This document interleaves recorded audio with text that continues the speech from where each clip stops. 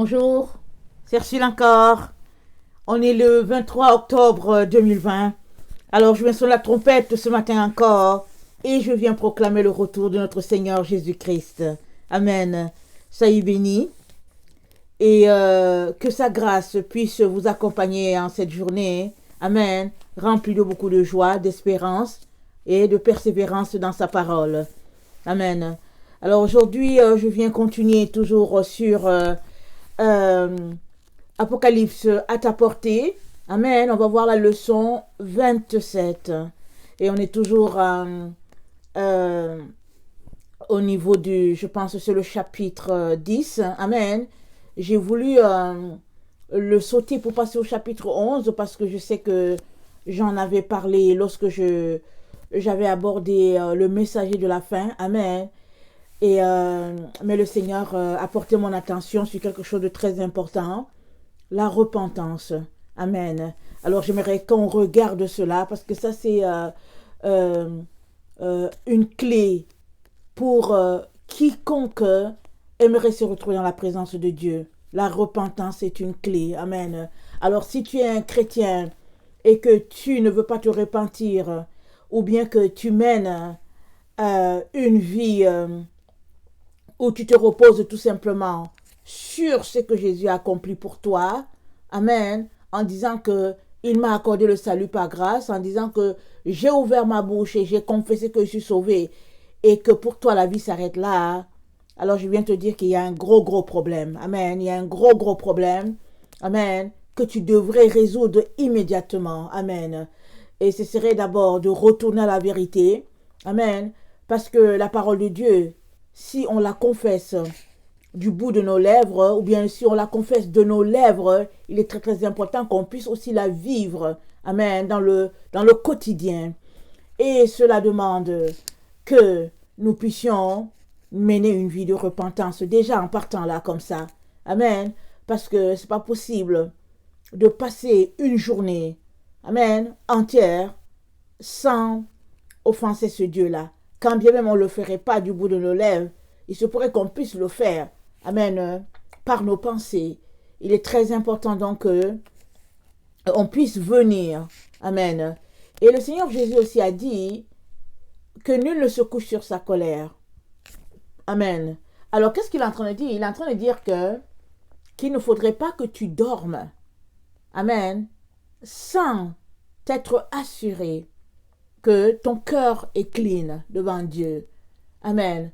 Et ce serait important pour chacun d'entre nous de demander vraiment à Dieu à tous les soirs, amen, à tous les soirs avant de se coucher, son pardon. Si notre mémoire ne nous envoie rien dans l'esprit en tant que péché, il est quand même bon de venir demander pardon, parce qu'on ne sait jamais. Amen. Et ça, c'est dans le quotidien. Amen.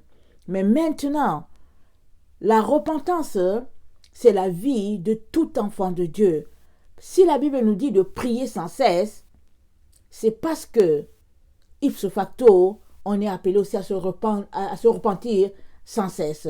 Parce qu'à chaque fois que tu te mets à prier, tu te rends compte qu'il y a quelque chose que tu n'as pas bien fait. Tu te rends compte que, au fait, tu n'es pas parfait dans tel domaine. Et ça, venir devant Dieu, lui demandant de t'aider à régler ce problème et de repartir à zéro, c'est cela la repentance. Alors si tu es quelqu'un qui prie sans cesse, alors ça veut dire que tu es aussi quelqu'un qui pratique la repentance sans cesse. Les deux vont ensemble. Amen. Alors j'aimerais qu'on lise notre texte et puis on va passer en revue ce que le Seigneur a pour nous en ce jour. Amen. Alors Apocalypse 10, et nous sommes à la 27e leçon. Alors, je vais juste faire un bref rappel. Amen. On a vu que le premier malheur est passé avec la 5e trompette qui a été sonnée. Et la 5e trompette, elle fait partie du 7e sceau qui a été ouvert. Amen. Le 7e sceau a été ouvert. On a vu les trompettes et tout. Mais la 7e trompette, elle sonnera juste après le deuxième malheur. Et le deuxième malheur, il arrivera quand les deux témoins de la fin mourront et ressusciteront. C'est là que ce sera le deuxième malheur. Amen. Et on a lu dans Apocalypse 8, Amen, c'est-à-dire au moment du septième sceau qui a été ouvert, on a lu au moment d'Apocalypse 8, et là, à la quatrième trompette, quand le quatrième ange a sonné la trompette, il nous a dit qu'il fallait qu'on fasse très attention à cause de la trompette des trois autres anges. Alors, c'était la trompette 5, la trompette 6 et la trompette 7. Amen. Alors, nous avons aussi vu que la trompette 5 ouvrait, la trompette 7 a été sonnée et il y a une étoile, amen, qui est tombée du ciel. Amen. Et à partir de cela, quand on s'arrête à Apocalypse 9, on voit que il y a deux voix qui s'ouvrent là devant nous directement. Parce qu'il y a la voix de la trompette qui est sonnée, et puis il y a la voix de l'ange, de l'étoile tombée, qui est un ange déchu. Alors, on est dans ce temps-là où la séparation est en train de se faire entre le bon grain et le mauvais grain. Il y a beaucoup de personnes qui ne sont pas conscientes de cela, mais c'est ça qui est en train de se passer en ce moment. Il y a une séparation qui est en train de se faire, là, sous nos yeux. Et j'aimerais aussi te rappeler que Apocalypse est en train de se vivre sous nos yeux, là. Il y a des gens qui ont reçu l'enseignement que on sera au ciel quand ça va se passer. Non, voici, c'est sous tes yeux là que les choses sont en train de se dérouler. Amen. Il est donc très important que tu réajustes ta théologie et que tu réajustes, en tout cas, ta compréhension ou bien tout ce que tu t'es mis dans la tête. Il est très important que tu te réajustes au plus vite et que tu puisses te purifier. Amen. De manière à être prêt. Ça, c'est très important. Alors, on a vu donc le cinquième ange aussi a sonné sa trompette. Et quand il l'a sonné, c'est à ce moment-là que il lui a été dit de délier les quatre anges, amen, sur l'Euphrate, prêts pour l'heure, le jour, le moment. Et ces quatre anges-là, ils sont prêts à exercer le jugement de Dieu. Amen. Et si on se rappelle au sixième sceau, amen, Apocalypse 6, verset 12, amen, au moment où le sixième sceau a été ouvert, on a entendu le ciel qui s'écroulait, la lune, et comment les gens criaient en disant montagne tombée sur nous et cachez-nous de la colère de celui qui est là assis sur le trône. Amen. Alors, on a vu déjà que le sixième sceau n'est pas encore exécuté. C'est comme dans un programme d'informatique. Amen. Les gens écrivent le programme, alors ils le lancent. Pour son exécution, il y a des points A, des points B, des points Z et tout ça. Alors, à l'intérieur de ce programme-là qui doit arriver, comme le Seigneur a montré à Jean, il y a des parties qui dépendent d'autres. Alors, le sixième sceau, quoique ayant été ouvert par notre Seigneur, pour qu'il soit exécuté, il attend que Apocalypse 7 se réalise, c'est-à-dire que les enfants de Dieu, les serviteurs de Dieu puissent être marqués. Et la sixième trompette nous dit que, parce que la sixième trompette relève du septième sceau, la sixième trompette nous dit que un ange a été dit d'arrêter, de délier les autres là, afin d'appliquer la colère de Dieu sur la terre. Alors, puisque le sixième sceau n'a pas encore été exécuté, parce que le Seigneur voulait marquer, amen, ses serviteurs, alors on comprend par là que quand les serviteurs auront été marqués, amen, alors l'exécution du sixième sceau aura lieu. C'est pourquoi on a vu dans la vidéo d'hier que bientôt les portes se fermeront. Amen. Elles se fermeront parce que, au fait, Dieu va mettre fin tout simplement à ce marquage-là pour passer à une autre étape. Amen. Et nous l'avons vu ici à la sixième trompette. Et puis, donc je prie que d'ici là que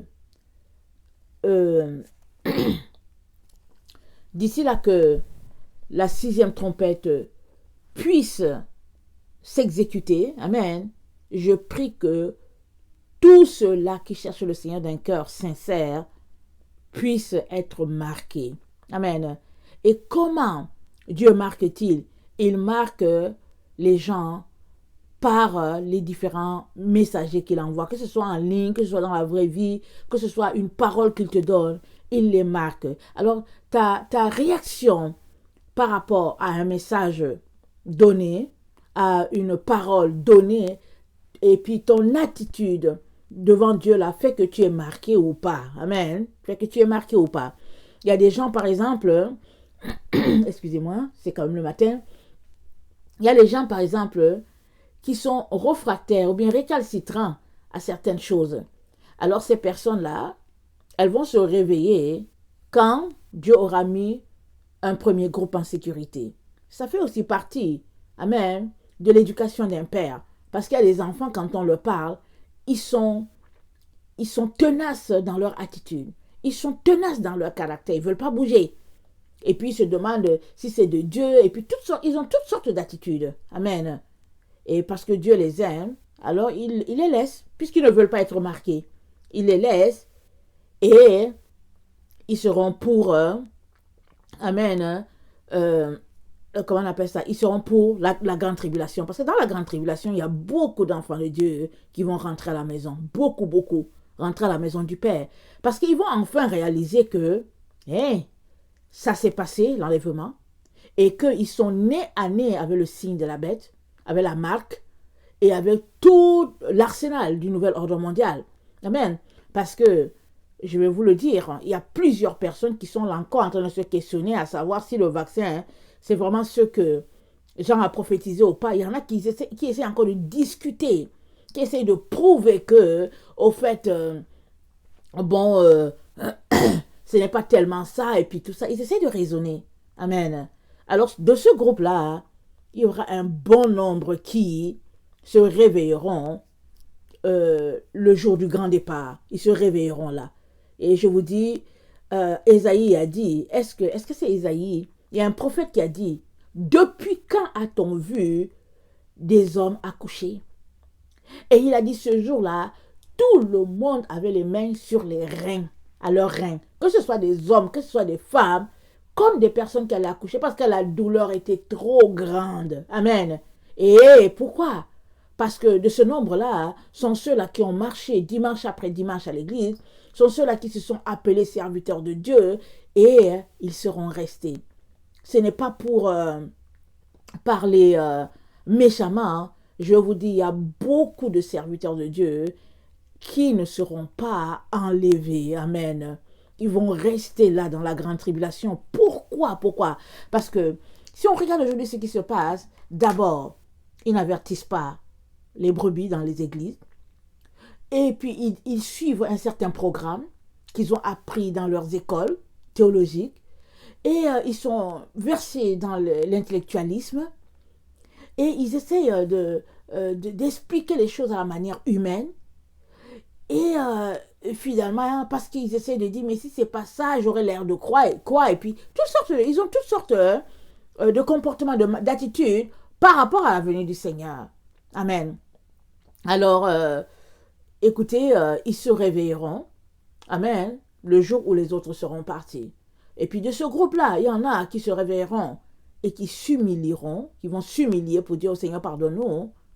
Mais aussi, il y a d'autres qui vont se réveiller, qui seront tellement en colère contre Dieu, ils vont se dire, pourquoi est-ce que j'ai été laissé? Parce que c'est quand même une grande humiliation. Amen. Ils vont dire, pourquoi est-ce qu'ils ont été laissés? Et puis la colère va les emporter et ils ne vont jamais se retrouver dans la présence de Dieu parce qu'ils vont se dire, ok, puisqu'il en est ainsi, je m'en vais alors avec le diable. Amen. Alors, juste pour vous dire que il est très très important que là où nous sommes là, le temps dans lequel nous sommes, c'est le temps de la repentance. Écoutez-moi, c'est le temps de la repentance. Examinons-nous. Soyons humbles, petits devant ce Dieu-là. Venons devant lui pour lui demander de nous aider à, comment on appelle ça, à intégrer cette information-là dans notre esprit et à marcher selon ses attentes. Pas selon nos attentes à nous, mais selon ses attentes à lui. Amen. Ça, c'est très important. Amen. Alors, excusez, Apocalypse 10, le verset 1 à 7. Je vis un autre ange puissant qui descendait du ciel, enveloppé d'une nuée. Au-dessus de sa tête était l'arc-en-ciel, et son visage était comme le soleil, et ses pieds comme des colonnes de feu. Il tenait dans sa main un petit livre ouvert. Il posa son pied droit sur la mer, et son pied gauche sur la terre. Il cria d'une voix forte comme rugit un lion. Quand il cria, les 7 tonnerres firent entendre leur voix. Et quand les 7 tonnerres eurent fait entendre leur voix, j'allais écrire, et j'ai entendu du ciel une voix qui disait « Scelle ce qu'ont dit les 7 tonnerres, et ne l'écris pas. » Et l'ange que je voyais debout sur la mer et sur la terre leva sa main droite vers le ciel. Et jura par celui qui vit au siècle des siècles, qui a créé le ciel et les choses qui y sont, la terre et les choses qui y sont, et la mer et les choses qui y sont, qu'il n'y aurait plus de temps. Mais qu'au jour de la voix du 7e ange, quand il sonnerait de la trompette, le mystère de Dieu s'accomplirait, comme il l'a annoncé à ses serviteurs les prophètes. Et la voix que j'avais entendue du ciel me parla de nouveau et dit « Va prendre le livre ouvert dans la main de l'ange qui se tient debout sur la mer et sur la terre. » Et j'allais vers l'ange, en lui disant de me donner le petit livre. Il me dit « Prends-le et avale-le. Il sera amer à tes entrailles, mais dans ta bouche, il sera doux comme du miel. » Je pris le petit livre de la main de l'ange et je l'avalai. Il fut dans ma bouche doux comme du miel, mais quand je l'eus avalé, mes entrailles furent remplies d'amertume. Puis on me dit, il faut que tu prophétises de nouveau sur beaucoup de peuples, de nations, de langues et de rois. Amen. Alors, on a déjà vu, je pense, comme j'ai dit, dans certaines vidéos, on a déjà présenté quand même cet ange-là. Alors, qu'est-ce qu'il est en train de nous dire ici? Il nous dit, au verset 6, Amen, ces gens qui le présentent, Jean a vu un ange debout, un pied sur la mer, un pied sur la terre. Amen. Et on reviendra là-dessus dans une autre leçon. Ça, c'est une partie très importante ici. Alors, et cet ange-là, il jura, Amen, et il a dit, il n'y a plus le temps. Et Jean nous informe qu'au moment où celui-là, il serait en train d'annoncer la trompette, il serait en train de sonner la trompette, le mystère de Dieu s'accomplirait. Alors on comprend que, en ce moment où Jean nous relatait, cet ange-là était au ciel. Amen. Et il sonne la trompette ou il sonne la trompette sur la terre. Il ne la sonne pas au ciel. Il sonne la trompette sur la terre. Alors on comprend que cet ange-là est maintenant sur la terre, en train de sonner la trompette. Mais si Dieu n'ouvre pas nos yeux, Amen, on ne saura pas. On ne verra pas. Amen. Alors, et même cet ange-là, il peut être là sur la terre, sans savoir qu'au fait, peut-être qu'il est un ange ou quelque chose, parce que c'est le mystère de Dieu. Amen. Ce sont les mystères de Dieu. Alors, il est amour, il est bonté. Jésus était fils de Dieu. Quand il est descendu, il était un humain sur la terre. Mais il savait qu'il était fils de Dieu, ses parents savaient, et les gens ont fini par savoir. Amen. Quand il est mort, le centenier romain a dit, assurément c'était un fils de Dieu, à cause de tout ce qui s'est passé. Mais avant cela, les gens, en tout cas, ils le ridiculisaient. Et Amen. Et même quand les gens ont su qu'effectivement, il avait un cachet divin, les gens essayaient de cacher.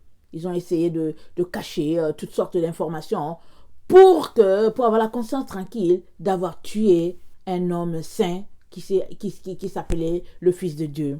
Amen. Alors donc, l'ange là nous dit que, pardon, pas l'ange, Jean nous dit qu'au moment où il serait en train d'annoncer, en train de sonner la trompette, il n'y aurait plus le temps. Et on est dans ce temps-là. Amen. On est dans le temps où les trompettes sont en train de sonner. Peu importe l'endroit, les trompettes sont en train de sonner annonçant le retour du Seigneur. Amen. On l'a déjà dit. C'est pour cela aussi que Satan fait des pieds, des mains. Il fait tout ce qu'il peut pour pouvoir envahir notre espace de ces mensonges. Amen. De ces histoires sur le Covid et puis tout ça.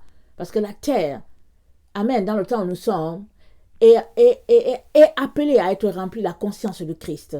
Amen. La Bible nous dit que la terre sera remplie de la connaissance de la gloire sera remplie de la connaissance de Dieu comme l'eau qui couvre le fond de la mer. Amen. Alors ça, c'est déjà décrété. Et les arbres savent que Jésus arrive, la végétation sait que Jésus arrive, les animaux, les insectes, toute la création vit ce moment-là avec beaucoup de palpitations. Et puis la création se réjouit parce que leur délivrance est là. Amen. Les seules personnes qui sont en train de faire le contraire de ce que Dieu leur a confié, c'est les êtres humains. Amen. Plusieurs sont à leurs affaires. Ils disent, ok, d'accord, il arrive, d'accord, oui, quand il va venir, oui, je suis prêt.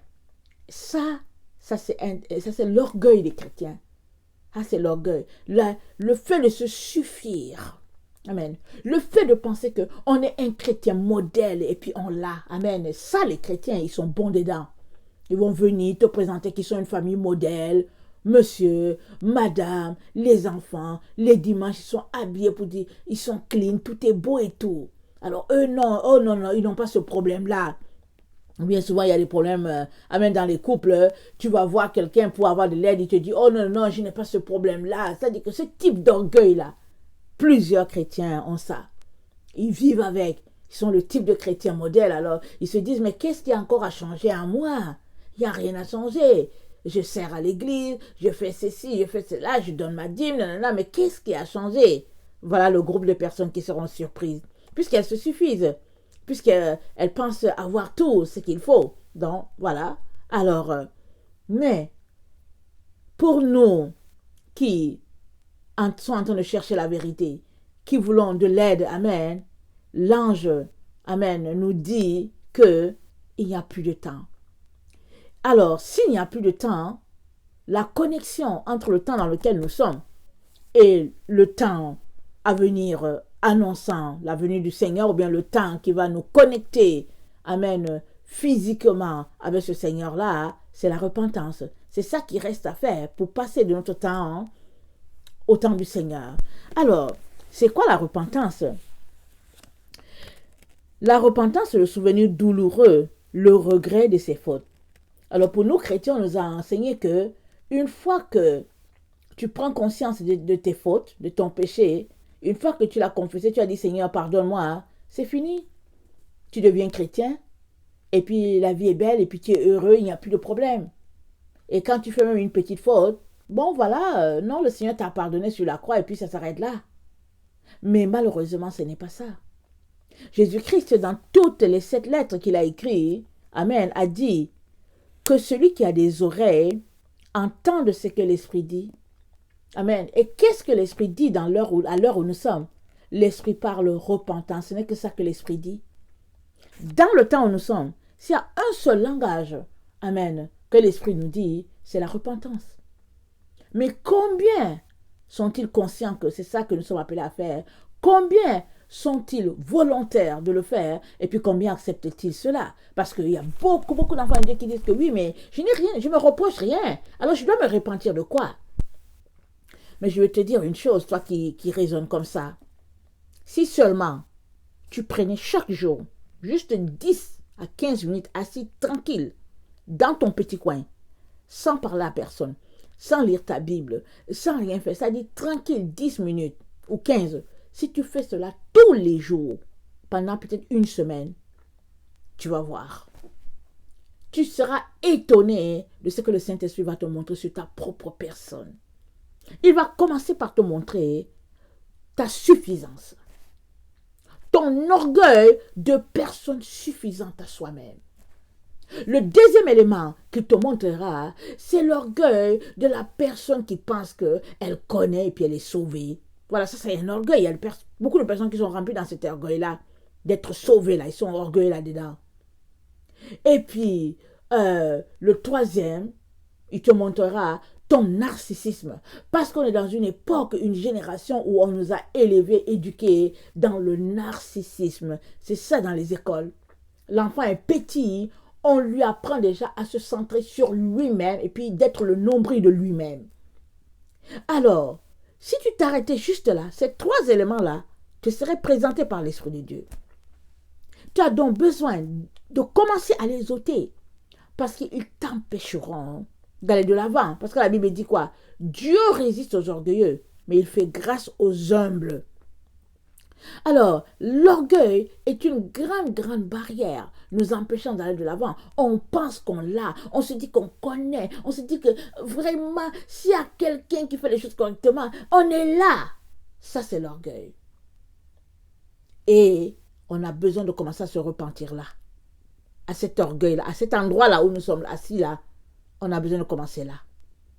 Parce que nul n'est assez suffisant pour soi-même. On a tous besoin de Jésus, peu importe qui nous sommes. Et Jean-Baptiste a dit quoi? Il a dit qu'il croisse et que moi j'ai diminué. Dans le temps où nous sommes, s'il y a une personne qui doit diminuer, c'est sûr que ce n'est pas Jésus, c'est nous-mêmes qui devons diminuer. Afin que Jésus soit grand en nous. Alors c'est pourquoi l'ennemi vient aussi. Déjà qu'on cherche à diminuer à l'intérieur de nous-mêmes, l'ennemi vient, il envoie un gros problème, il parle de Covid, il parle de situations, on grossit la chose, et puis les leaders politiques et tout simplement pour remplir notre conscience du fait que, hey, il y a autre chose là, il y a autre chose. Mais, spirituellement, dans la nature, dans l'atmosphère, partout, les démons sont paniqués. Ils sont paniqués parce que c'est le temps de la conscience de Christ et tous savent que Jésus-Christ est en train de venir. Jésus-Christ va ravir son épouse, c'est-à-dire le groupe de ceux-là qui vivent pour lui, qui ont tout laissé tomber pour lui. Jésus va les mettre en sécurité. Et les autres qui pensent qu'ils peuvent continuer de fonctionner comme Laodicée, cherchant les richesses de ce monde et en même temps se concentrant sur Dieu. Les autres qui pensent ça, ils seront étonnés, ils seront surpris et ils mettront les mains sur les reins et pour pleurer parce que ça sera terrible, ça sera terrible. Alors, en grec, la repentance, ça veut dire métanoé, voilà. Et c'est ce qui vient après nos pensées. Métanoéo, ce qui vient après nos pensées, ou ce qui se trouve au-delà de nos pensées, après réflexion. Le résultat d'un temps observé suite à une erreur commise. Amen. Alors, le grec nous dit, il y a 4 étapes à la repentance. Il y a d'abord notre responsabilité, on prend conscience, on reconnaît qu'on l'a fait. Il y a le regret, amen, et le regret d'avoir fait cette chose-là. La 3e étape, c'est de décider de ne plus refaire l'erreur, amen. Et puis la 4e, c'est de réparer ce qu'on a fait en demandant pardon. Et puis, faire notre possible pour demeurer sur la bonne voie. Alors, la métanoéo t'amène à changer tes pensées, ton comportement, ton attitude, et puis de manière à avoir une attitude meilleure, et puis un comportement meilleur, et puis un langage meilleur. Amen. Alors, si tu es quelqu'un qui t'est repenti, on le voit dans ton comportement désormais, et puis les gens vont dire, hey, il y a quelque chose, est-ce que tu ne vois pas qu'il a changé, il est différent? On va dire comment dire, regarde comment il parle, regarde comment il marche, regarde. Amen. Regarde même son attitude, regarde son comportement, regarde son habillement. Ça, parce que si tu t'es repenti, ça ne se fait pas en cachette. Les gens autour de toi vont savoir qu'il y a quelque chose qui se passe avec toi. Amen. Alors, par contre, nous qui sommes de cette génération-ci, nous avons tous été nous avons grandi avec l'église de Laodicée, où on nous a dit que une fois qu'on a confessé nos péchés, le jour où on a donné notre vie à Jésus, c'est fini. On n'a plus besoin de faire ça. Et puis, si quelqu'un commettait une erreur, un péché, et qu'il venait le confesser à l'assemblée, les gens refuseraient. Or, ça, c'est la pratique qui se faisait du temps de notre Seigneur et puis du temps des apôtres. Et même dans plusieurs villages, ça qui se fait. Dans les coins reculés, les gens qui ont le pur évangile, qui n'ont pas l'enseignement des écoles théologiques, c'est comme ça qu'ils se comportent.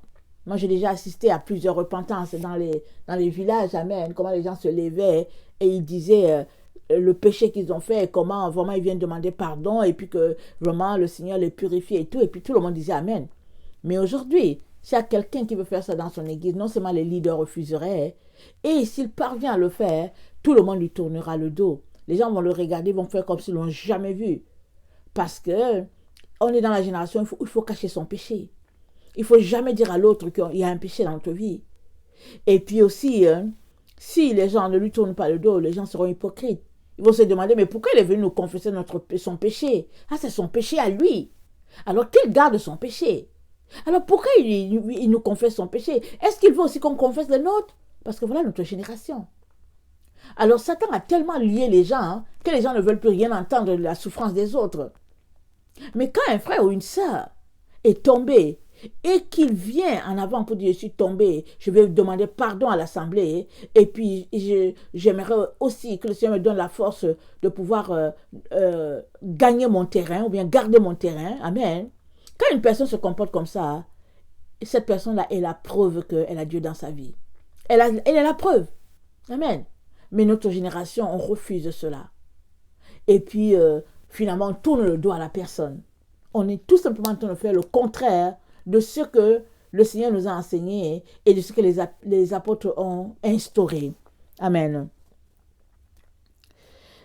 Et la fierté, l'orgueil de notre génération, le fait qu'on se croit un peuple ou bien une génération qui connaît, le fait qu'on est parti, on a étudié de la théologie, toutes ces affaires-là, les diplômes et puis souvent le poste social qu'on occupe, tout cela fait de nous des personnes vraiment remplies d'orgueil. Mais la Bible dit quoi? Dieu résiste aux orgueilleux, mais il fait grâce aux humbles. Alors, à partir du moment où tu comprends cela, tu devrais aussi saisir que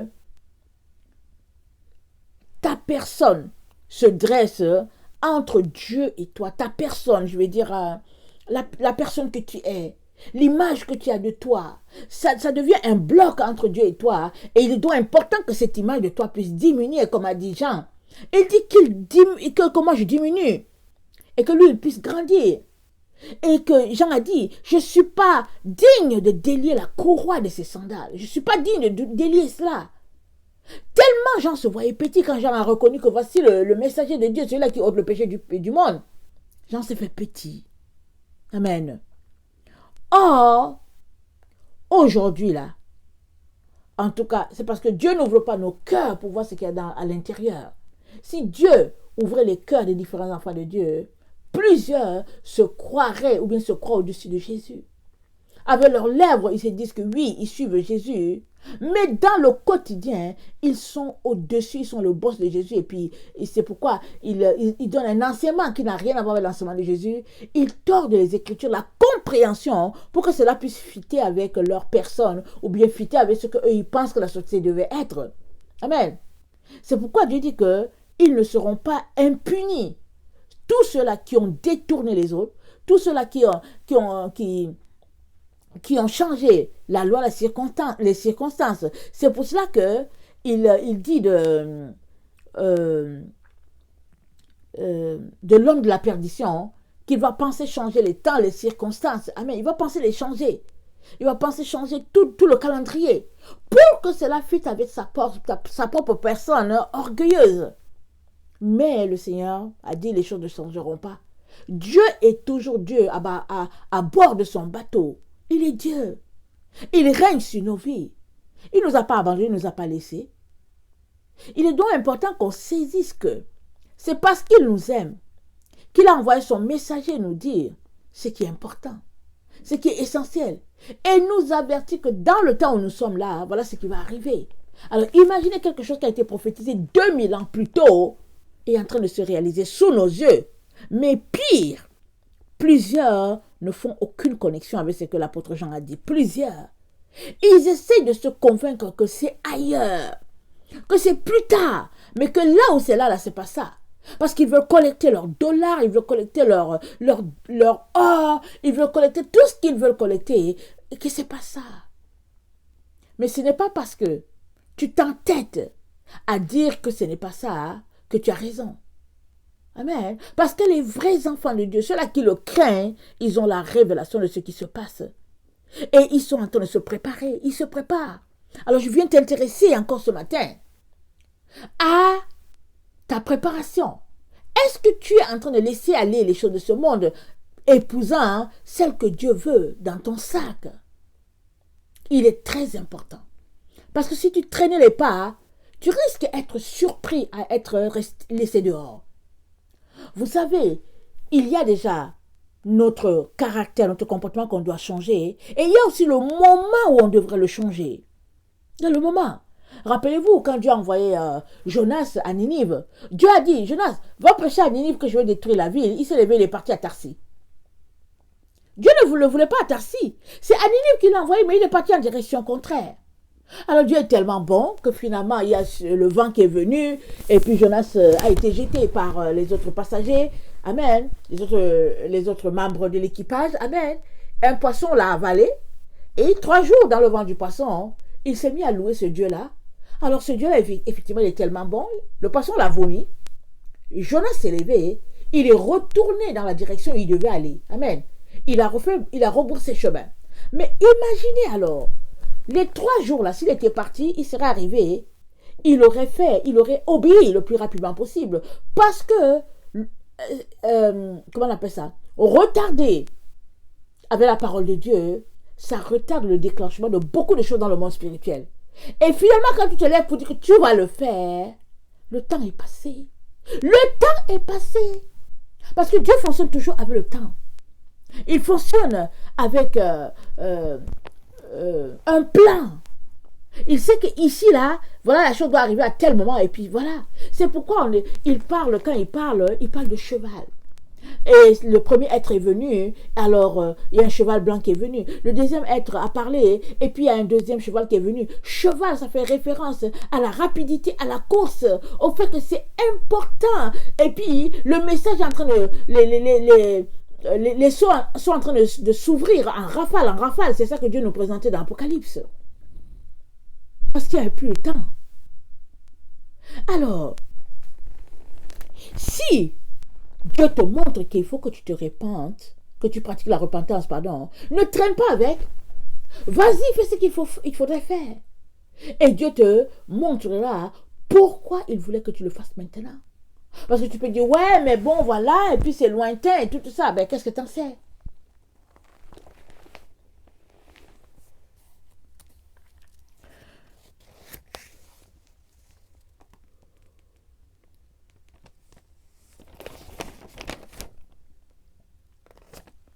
Hébreux 3, le verset 12 nous dit ceci.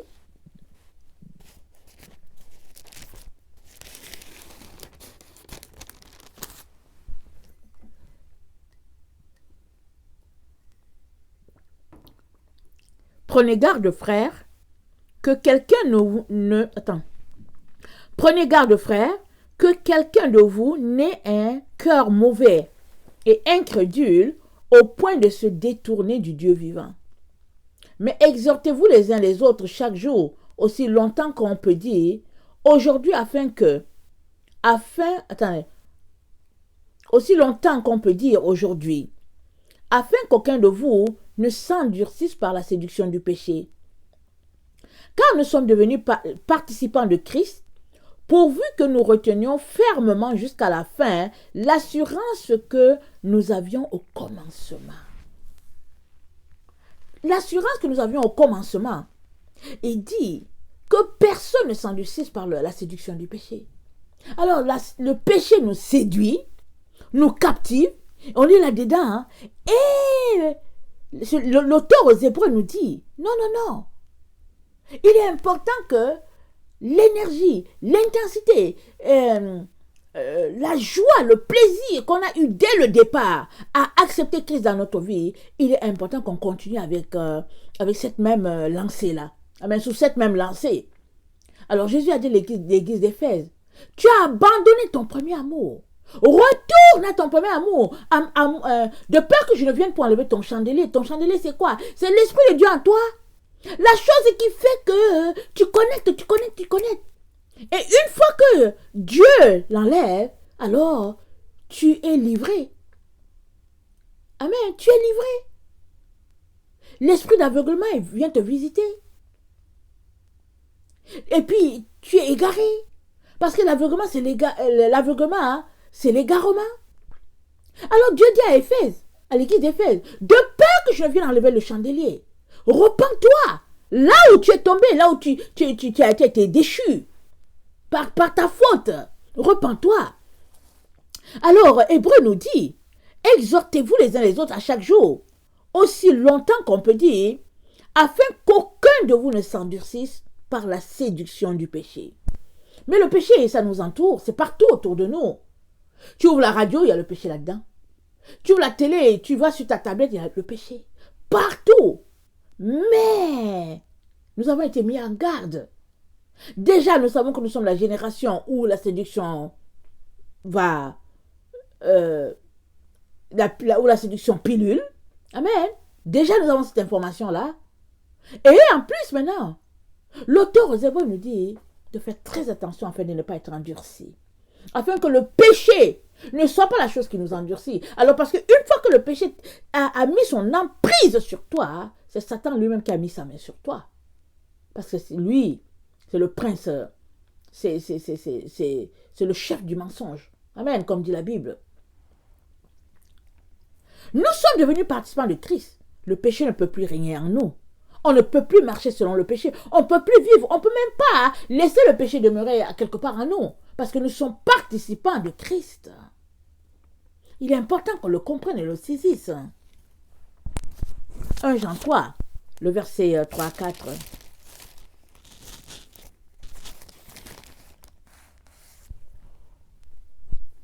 Quiconque a cette espérance en lui se purifie comme lui-même est pur. Quiconque pêche transgresse la loi. Et le péché est la transgression de la loi. Or, vous le savez, Jésus est apparu pour ôter le péché, et il n'y a point en lui de péché. Il n'y a point en lui de péché. Il est apparu pour ôter cela, et il l'a ôté par sa mort, et il nous a dit comment nous comporter. Alors, faisons notre part, parce que lui, il a fait la sienne. Nous sommes dans le temps, il faudrait se purifier. Et purifier, ça veut dire quoi? Ça veut dire que tu as déjà, au fait, laissé quelque chose. Exemple, suppose que tu aimais voler. Alors, tu as déjà laissé le vol en disant que non, je ne veux plus voler. Mais chaque jour, tu te lèves, tu purifies ta conscience en disant que non, vraiment, non. Alors, pendant que tu es en train de purifier la conscience, tu es en train de drainer tout ce qui est saleté dans ton esprit. Et tu remplaces cela par la parole de Dieu, par les versets bibliques, par les exhortations, parce que tu es en train d'établir le fondement, une base solide. Tu te purifies. Éphésiens 4, 17 à 31.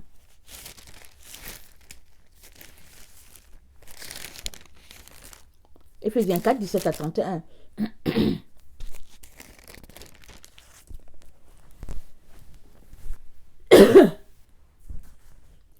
Voici donc ce que je dis, ce que je déclare dans le Seigneur, c'est que vous ne devez plus marcher comme les païens qui marchent selon la vanité de leurs pensées.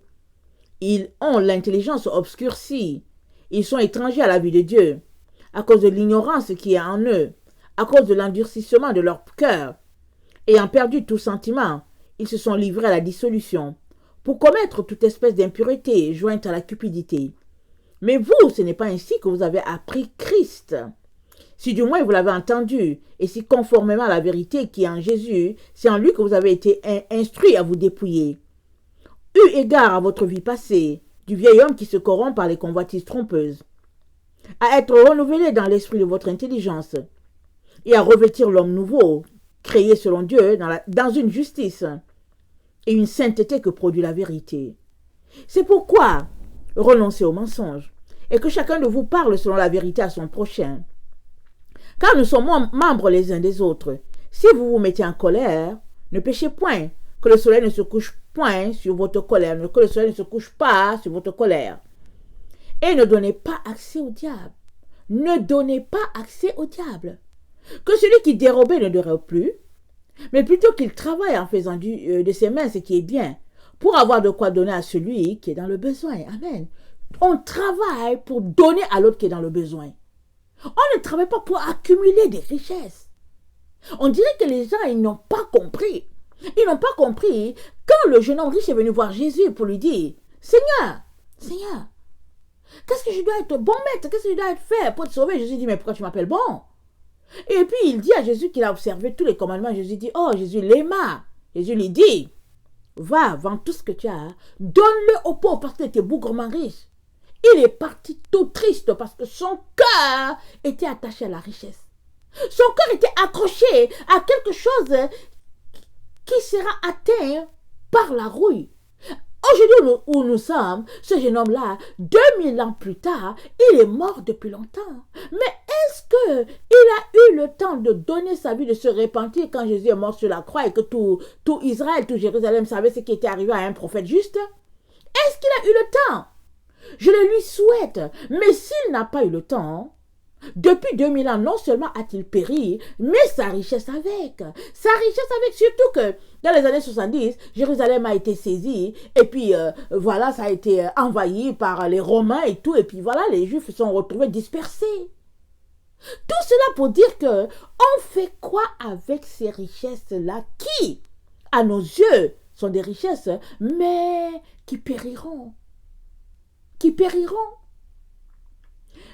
Regardez ce qu'Apocalypse, on l'a lu hier, mais j'aimerais encore le lire. Regardez ce que Apocalypse 9 nous dit. Amen. Au verset, attendez, est-ce que c'est Apocalypse 9? Oui, c'est Apocalypse 9. Le verset 20 dit, les autres hommes qui ne furent pas tués par ces fléaux ne se repentirent pas des œuvres de leurs mains, de manière à ne point adorer les démons. Et les idoles d'or, d'argent, d'airain, les pierres de bois, qui ne peuvent ni voir, ni entendre, ni marcher. Ils ne se repentirent pas de leurs meurtres, ni de leurs enchantements, ni de leur impudicité, ni de leur vol. On est dans le temps où on doit se repentir. Le premier malheur est arrivé, ça a été annoncé. Le Covid a été annoncé. Le premier malheur est arrivé. Apocalypse 9, le verset 12. Et c'est dit, il reste 2 autres malheurs. Mais on reste encore accroché à nos dieux. De l'or, de l'argent, du trésor, les choses dans la banque. On regarde combien, et tout ça. Mais tout ça, le gouvernement va mettre la main dessus. Le gouvernement va mettre la main dessus. Ils sont en train de rendre le pays, toute la terre, un seul pays socialiste ou communiste. C'est ça qu'ils sont en train de faire. Et puis les richesses là que tu penses que c'est, tu vas faire quoi avec? Et Jésus dit, va vendre ce que tu as, donne-le aux pauvres. Donne-le aux pauvres. Mais tu es là accroché à ça. Parce que ton cœur est là. Ton cœur est là. Alors voilà, tu as la preuve que ton cœur est accroché à des biens matériels. Viens, repens-toi. Laisse ces choses-là aller. Donne-le aux gens dans le besoin. Fais du bien. Fais du bien. Bâtis-toi un trésor au ciel. Fais du bien sur la terre. Dépossède-toi de toutes ces choses-là. Et fais de Jésus ton seul trésor. Fais de Jésus ton seul trésor. Que ta repentance soit là comme point de départ. Et là, il te fera la grâce de saisir ce qui est en train de se passer autour de toi. Parce qu'il y a plusieurs personnes qui n'arrivent pas à voir spirituellement ce qui est en train de se passer. Et Daniel a dit, ceux qui sont intelligents, ils renseigneront les autres. Amen. La connaissance augmentera. Et les intelligents vont encore ouvrir les yeux des autres. Amen. Mais les méchants, ils ne comprendront pas. C'est ça que Daniel a dit. C'est l'ange qui a dit ça à Daniel. Il dit les méchants ne comprendront pas. Alors, ils sont appelés méchants parce qu'ils refusent de se tenir sur le droit chemin. Le fait qu'ils n'arrivent pas à saisir, c'est parce qu'ils ne sont pas sur le droit chemin, ils ne sont pas sur la vérité. Parce qu'une fois que tu te tiens sur le chemin de la vérité t'éclairera. Parce que c'est la lumière. Alors si tu es là en ce moment perdu, tu ne sais pas si c'est la fin ou pas, c'est parce que tu n'es pas sur le chemin de la vérité. C'est un chemin très très étroit. C'est le petit chemin. Et en plus il est étroit. Et en plus il est resserré. C'est là que se trouve la vérité. Et pour que tu puisses la trouver, tu as besoin de te déposséder de tout ce que tu trouves important. Et tout ce à quoi tu t'accroches. Là où ton cœur est. Amen. Que ce soit au niveau de tes pensées, que ce soit au niveau de tes diplômes, de ton savoir et tout ça. Parce que la Bible dit, la connaissance enfle. La connaissance enfle. Et puis la lettre, elle est morte. Elle est morte si l'Esprit de Dieu, ce n'est pas elle qui te l'explique. Tu vas lire la Bible, tu vas lire, et puis elle sera morte pour toi. Pas parce que la Bible n'est pas vivante. Elle est vivante en soi-même. Mais en toi, il y a beaucoup de choses qui sont là, des barrières et des barrières, des couches et des couches de ténèbres, hein, t'empêchant de saisir la vérité. Alors c'est pourquoi le Seigneur dit de se dépouiller. Il a donné une parabole sur le cœur. Toutes les méchancetés qui sont sur le cœur, il dit de se débarrasser de ça. Amen. On est dans le temps de la repentance. Alors, comment comprendre que des enfants de Dieu, baptisés, qui s'appellent de son nom, soient encore là en train de courir après des futilités, alors que Apocalypse est en train de se dérouler sous nos yeux et en train de nous dire que le premier malheur est arrivé, il reste deux autres. Et on est là quand même en train de courir dans ce monde. À courir après quoi, on ne sait pas. On ne sait pas. Tu ne mourras jamais de faim. Parce que le Seigneur a dit, cherche premièrement le royaume de Dieu et sa justice. Et les autres choses te seront données par-dessus. Et c'est quoi les autres choses? Le vêtement, la nourriture, c'est tout ce dont tu as besoin. C'est tout. Tu n'as besoin de rien. Mais nous, on accumule. Et puis, on est accroché à ces choses-là qui n'ont pas de valeur.